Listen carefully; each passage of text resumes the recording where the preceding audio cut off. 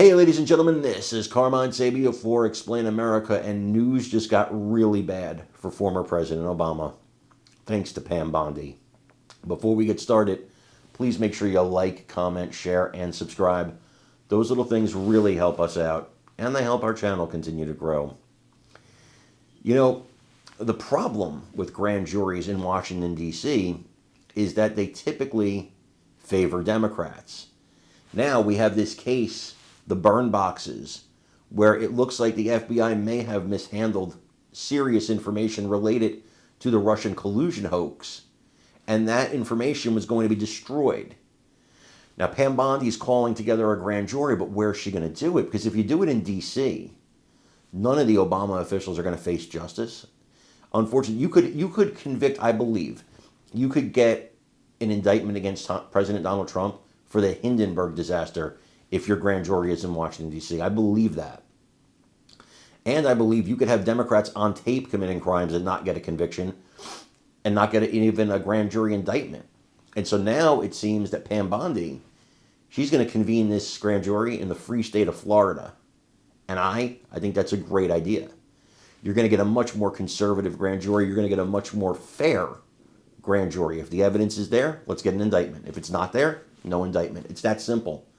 Just follow the law, because the way they're doing it now, this is not how our forefathers envisioned it. It shouldn't be based on politics. And to my point, I want you to watch what just happened with a Washington, D.C. grand jury, and then let me know what you think in the comments. Ben, thanks for being here. Good luck on the book. Yes, the book is called It's Lions and Scavengers, The True Story of America. I read an excerpt yesterday in the Free Press. I thought it was excellent, and I love the title. Oh, thank you so much. Appreciate it. Thank you, Ben. Thanks for being here. I want to get to this now. In Washington, D.C., grand juries in D.C. refusing to indict two suspects on charges of threatening the life of President Trump.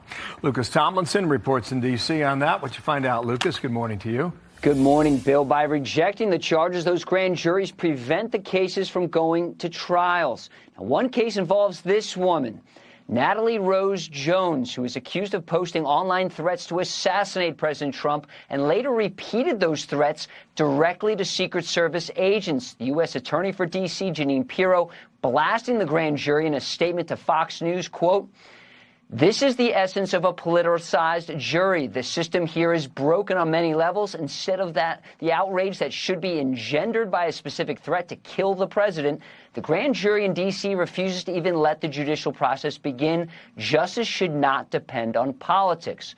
Well, today, 76% of registered voters in the nation's capital are Democrats. Kamala Harris received 90% of the vote. In a second case, another grand jury declined to indict Edward Alexander Dana, who allegedly threatened to kill Trump while being arrested last month on unrelated charges of vandalism in Northwest D.C. According to documents, Dana told police he was intoxicated while admitting to making the threat against the president's life. Now, speaking of President Trump's life, after spending roughly a week without any public appearances, our own Peter Doocy asked Trump to respond to online rumors he was dead. I've been very active, actually, over the weekend. I didn't hear that one. That's pretty serious stuff.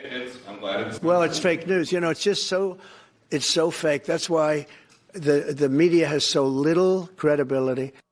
And President Trump will meet Poland's new president shortly, and U.S. military aircraft will perform a flyover